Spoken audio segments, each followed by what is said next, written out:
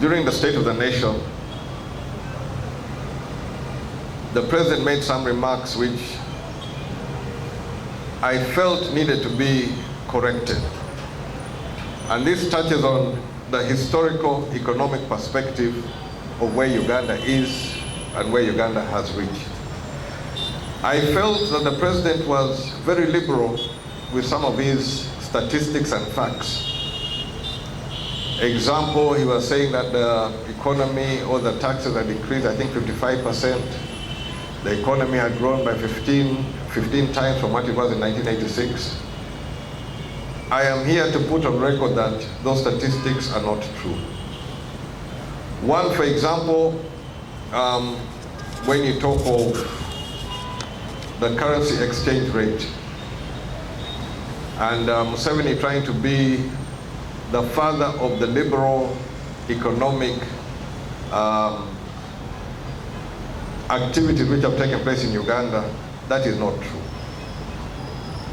On record, the first budget speech of NRM, they went for a fixed economy and they fixed the exchange rate at 1,400 shillings to the dollar. In 1987, they removed 2 zeros, so it became 14 shillings to the dollar. Today, in 2026, it is now 3,600, 3,700 shillings to the dollar. If you calculate how much loss the shilling has lost to the dollar in the 38 years of NRM, all of these figures need to be revised. Because if your shilling has lost maybe 26,000% to the dollar in 38 years, can you really say that your economy has grown 55 times if you're using the same figures?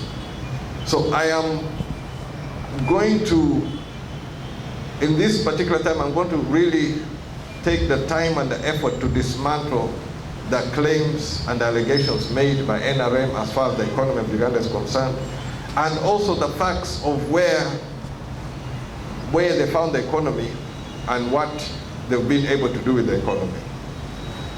I can honestly tell you that the Ugandan economy and much of what exists in Uganda is because of UPC.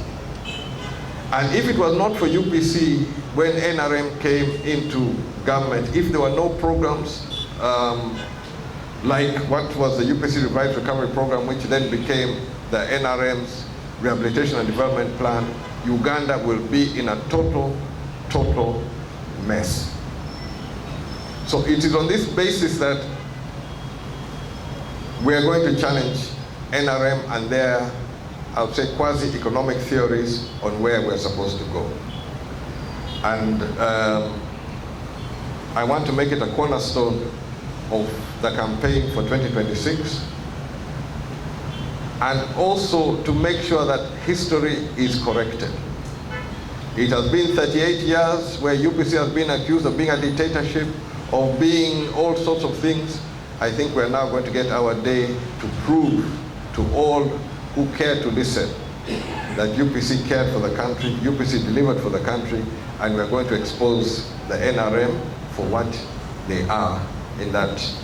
As far as the economy is concerned, I would call them, in many cases, fraudsters who have fluked their way for these 38 years. But now it's the time for the truth. We'll see what comes out of this.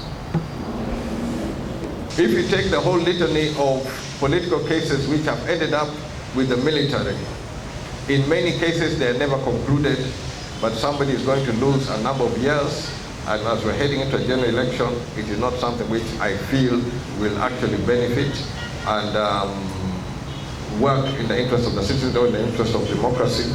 So I do expect the challenge to be there, and we're going to also see what role we can play in making sure that we're not going to be subjected to military law.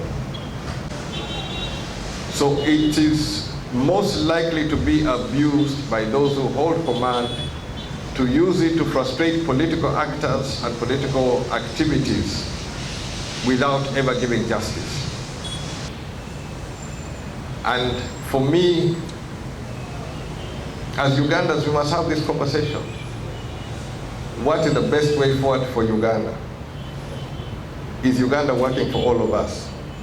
Are we happy with the Uganda we have? If we can change, what would we change?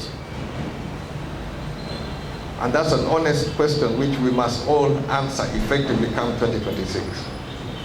Because in my own assessment and knowing what is going on, I see we're heading for a crisis. I've been a member of parliament. I am not proud of the institution called parliament today. There are things which have taken place in parliament which do not augur well. And parliament is a very key, important institution which over the period of time has played a key role in many of the milestones Uganda has gone through. But when parliament is held hostage, who is going to speak for parliament? Who is going to expose what is going on in parliament, and who is going to give the public the honest truth of where we're supposed to be? So let us not look at this as a politician's job. The future of Uganda is all our job.